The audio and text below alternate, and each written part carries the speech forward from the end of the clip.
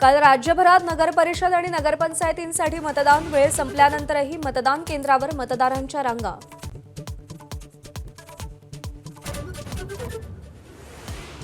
नगरपंचायती आणि नगरपरिषदांचा निकाल आजऐवजी 21 डिसेंबरला। हायकोर्टाच्या नागपूर खंडपीठाचा मोठा निर्णय। नियमांचा चुकीचा अर्थ लावला जातोय, मुख्यमंत्र्यांकडून चिंता, विरोधकांचाही संताप।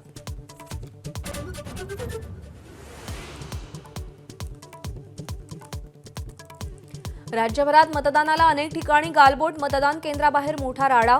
बोगस मतदानाच्या आरोपांवरून महाड रोह्यात कार्यकर्ते भिडले।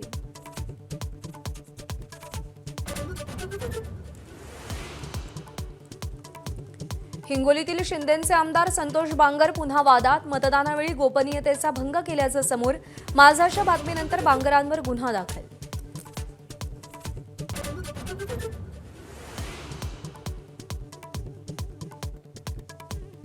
मुंबई महापालिकेच्या प्रारूप मतदार यादीवर हरकती घेण्याची आज अंतिम तारीख।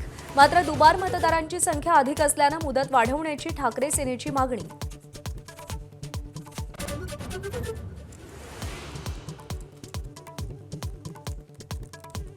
आगामी निवडणुकांच्या पार्श्वभूमीवर मतदार आकर्षित होतील असे निर्णय घेऊ नये। निवडणूक आयोग सरकारला पत्र लिहिणार। अधिवेशनावेळी घोषणा करताना सरकार मर्यादा पाळणार का, याची चर्चा।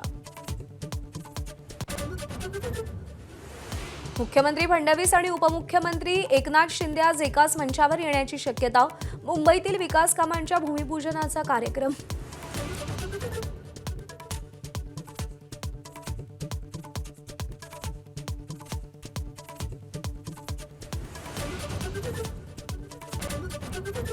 पंतप्रधान कार्यालयाचं नाव आता सेवा तीर्थ। केंद्राचा मोठा निर्णय, तर देशभरातील राजभवनांना आता लोकभवन अशी नवी ओळख।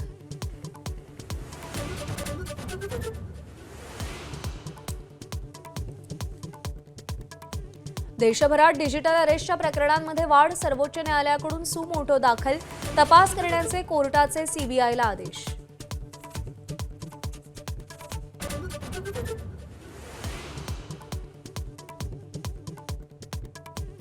ज्येष्ठ समाजवादी विचारवंत पन्नालाल सुराणा यांचं निधन। वयाच्या 93व्या वर्षी घेतला अखेरचा श्वास।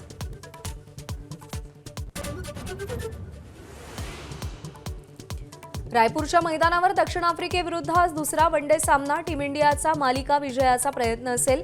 पहिल्या वनडेमध्ये टीम इंडियाचा 17 धावांनी विजय।